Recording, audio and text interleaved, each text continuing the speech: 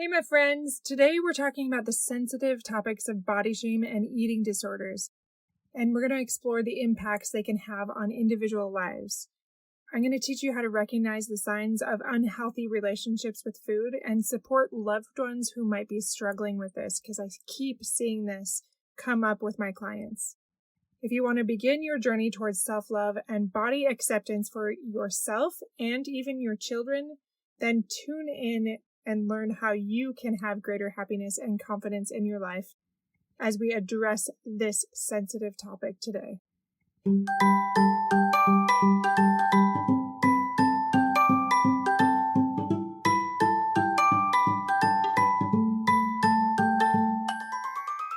Hey parents, welcome to Fulfillment Therapy. Do you want to raise your kids better and have a stronger marriage?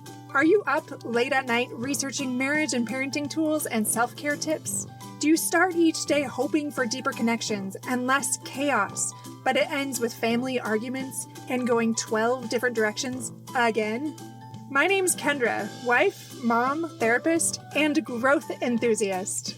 It wasn't until I discovered how to fulfill my unmet needs that I was finally able to show up as my best self as a spouse and parent. I realized that by meeting my needs, I could more fully meet the needs of my family with more energy and less resentment.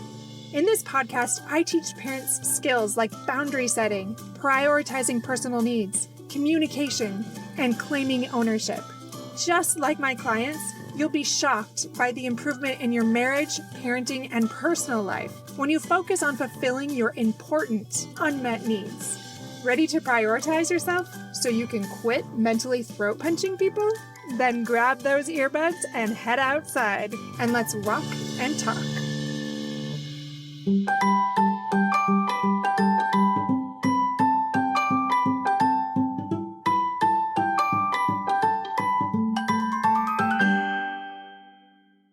Welcome back, listeners, to episode number 143, Breaking Free, Healing Body Shame and Nurturing Self-Love. Body shame and eating disorders are often very understood, but these issues really do affect all individuals of all ages and backgrounds. But today we're just going to shed a little bit of light on how we can heal from body shame and cultivate a deeper sense of love and acceptance. So first and foremost, what is body shame? Body shame can have profound impacts on our mental and emotional well-being. Brene Brown says this about shame that I really like. She said, "Shame corrodes the very part of us that believes we are capable of change." Shame is so damaging, and that's a big part of having an unhealthy relationship with food. It's so interlaced with that. When we internalize those negative messages about our bodies, it can lead to feelings of worthlessness, inadequacy, and that disconnection from ourselves and others. So think about yourself right now. Do you feel worthless? Do you feel inadequate or disconnected? Do you feel like you have a relationship with food that is maybe different from some of your friends or family members? And are you wondering if maybe you have a greater problem than you might have initially realized? Again, for sake of time, I can't go into all of the different eating disorders because they come in so many forms, from restrictive eating to binge eating and everything in between. But Dr. Anita Johnston, she wrote Eating in the Light of the Moon, and she said something that I really liked. Eating disorders are not just about food. They're about coping mechanisms for deeper emotional pain. Now, this is really important to think about. I see this all the time when I'm talking to my clients.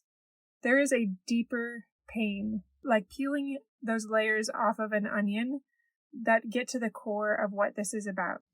So yes, it might be food that you have an unhealthy relationship with, but it might also be addiction or sex or so many different other things. But we're today talking specifically about eating disorders.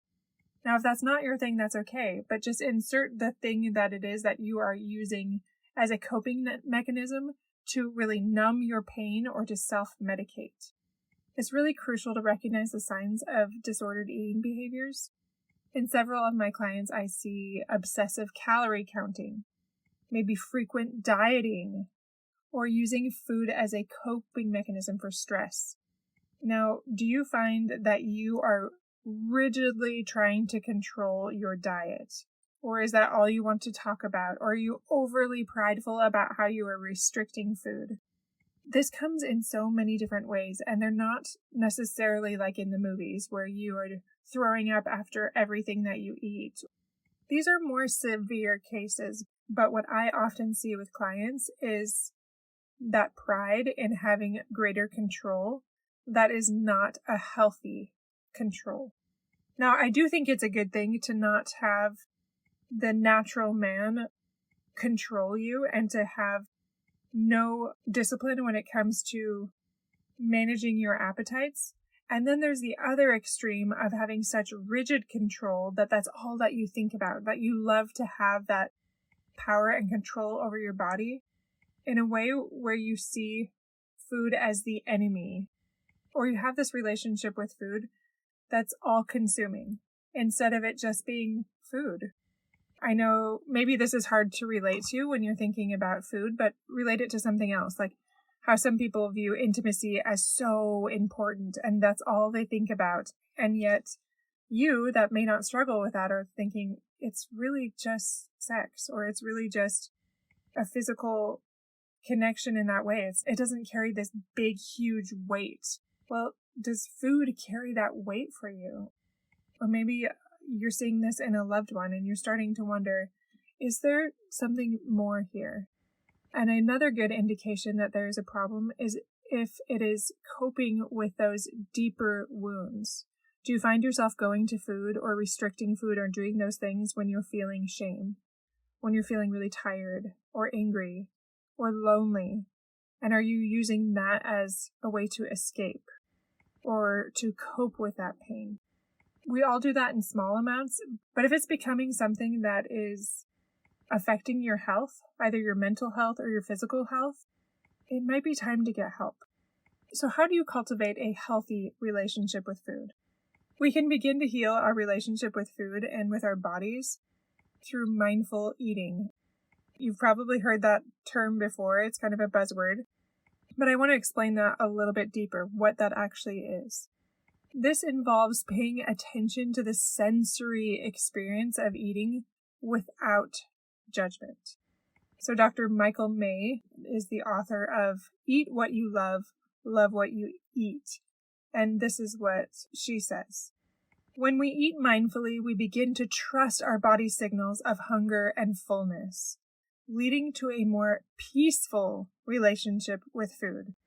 Are you able to do that? That's sometimes a tall order. It sounds like it's such an obvious thing, but do you listen to your body's signals of hunger or fullness? Do you have a peaceful relationship with food? I think about this even just with my parenting, and I'll go to this in just a minute, but I know that I grew up with the mentality of you eat everything that's on your plate, and I try to steer away from that more. But I do find that there are some things so ingrained in me that I don't even think about. And I say things like, don't waste your food, or other things that don't necessarily serve us because they are teaching us that we shouldn't be mindful. It's not teaching my children to trust their body's signals of hunger and fullness. So remembering those things and think about how we were taught and change those scripts if they're not serving us. So instead of rigidly adhering to external rules or diets, which our culture is very into, intuitive eating encourages us to listen to our body's innate wisdom and to respond with self-care and compassion. I talk a lot about compassion and validation. Well, that is very key in intuitive eating. And unfortunately, my friends, this is very much a journey, and it really helps to get the help of a counselor because this is hard to see if you do not have a history of giving yourself compassion and validation. So how can we nurture self-love and greater body acceptance? Self-love and body acceptance are journeys that really do require patience and compassion and, more than anything, practice. Practice rewiring our brain and building new neural pathways. I've mentioned Kristen Neff before, but she is a pioneer in the field of self-compassion, and she says this, and I think it's so beautiful. Self-compassion involves treating ourselves with the same kindness and care that we would offer to a good friend. And I completely agree with that, and I often have people, if they have children, it often seems easier to switch that with not just a good friend, but with your child. What would you say to a sweet little toddler that is feeling full or is feeling hungry? Would you just massively shame them? I highly doubt it, unless you are not very great at parenting. But you would offer them that tenderness and that compassion and that validation. And you would do the exact same thing for a best friend. So imagine that instead of the harsh response that you might give yourself. And recognize there are small ways that we can change, just the way that we talk to ourselves. Now, this is not going to happen overnight, because this means embracing our imperfections, honoring our body's unique strengths and abilities, and even those little quirks. For example, I have broad shoulders and a wider rib cage, and I have more of a athletic build, and I've often envied those people that are so petite, those really narrow little waists and those narrow shoulders and all those things. And I could just focus on how I am not that person that I want to be, and I'll never be that person, and there's all that shame around it. Or, like I have done over time, I've learned to appreciate how my specific body looks and the strengths that that brings, and how I am unique in those strengths and those quirks. And remember, how you talk about yourself is often how your children learn to talk to their selves, that inner voice. Because if we are constantly trashing on our physical appearance, how are our children going to talk about their own bodies? And I see that all the time, those generational patterns with clients that come in. So to foster that greater self-love, it's helpful to engage in activities that nourish our mind and our body and our spirit. And I know that you know what some of these things might be, but it could be anything from yoga to spending time in nature or doing some reflective journaling. It's getting a counselor. It's going to a support group. It's going to church. Whatever those things are that help you have that greater self-love, and change those scripts that you have in your mind about being worthy or unworthy based on your body image or whatever that might be. Whether you ate too much or you ate too little or whatever it is, this is going to take time and patience. And this is just a first step to being reminded of these things. Because likely many of these things that you've heard before, but it's a reminder. Like, are you too preoccupied? Do you do too much dieting? Do you have too much pride in restricting calories? Do you only feel like you're worthy if you successfully eat a certain amount of things or don't eat those things? It's a slippery slope, especially when we all want to improve our physical health. But when it goes into that realm of shame or disgust or self-hatred or loathing when we don't do things in a certain way, then that is where it becomes unhealthy and maladaptive and something that will hurt you if you do not get help. It's already hurting you. Now let's talk a little bit more about how we play a crucial role in shaping our children's body image and their relationship with food.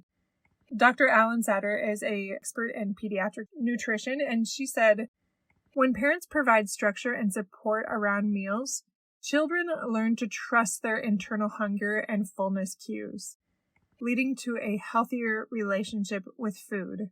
So again, we're going back to how important it is to recognize those internal cues, to be mindful and aware instead of just using food to cope or mindlessly eating and not being very intentional. Like, it's that balance, right? That teeter-totter where you're trying to find that middle ground. We can help them by having open and honest conversations about body image or about self-esteem and about healthy eating habits so that our kids can have a positive body image and that resilience in the face of societal pressures. And my friends, there are pressures on all angles. I feel like I do a pretty good job with my kids in this area, and yet, for example, my oldest daughter is a dancer, and she is faced with a lot of different perspectives from a number of people in the dance world. Now, that doesn't mean I have to pull her out completely. That means we just need to have conversations around this and boundaries and talks about this, maybe changing dance companies, whatever it might be. Whatever you can do to promote a healthier body image in that culture that she's in, or that any of your children are in. Like I said, there's only so much I can say about this in a short podcast episode. As we wrap up for today, I just want to leave you with this reminder. Healing from body shame and eating disorders is not this fast, linear journey, but it really is this process of self-discovery and this growth and this transformation that really does take time. When we learn greater self-compassion and that self-validation, and we practice mindful eating, and we create a supportive environment for ourselves and our family members and others, whoever it might be, we can break free from body shame and step into this more authentic and empowered way of living. And if I could have you remember anything, it would be this. However it is you show up, despite your weaknesses, despite your strengths, despite your control with food, whatever it is, remember, you are still worthy of love and acceptance. Thank you for listening, my friends. And just a reminder, get help if you feel like your relationship with food is bordering on unhealthy in the way that you cope. If you're using it to manage your feelings or escape from your feelings and using it to self-medicate from that deeper pain, please get help. And if this isn't you, but this is a loved one, get help for them. This is a difficult one to do on your own. Food is everywhere, and there are so many messages out there that we do not want our children to buy into, and we have to combat that. Thank you for listening, my friends. Just a reminder, check out our new blog on fulfillment.therapist.org and all the other things. We have 3 new courses coming that, fingers crossed, should be launched by January 1st, so stay tuned for that. And there are amazing things coming. I can't even begin to explain them all. So just check it out on fulfillment.therapist.org. Check out the show notes to find us on social media and to sign up for our weekly emails. All of those things are going to give you weekly tips on what you can do to improve your mental health and wellness and increase your family and personal fulfillment. Thanks for listening, my friends. And until next time, take care and I will see you soon.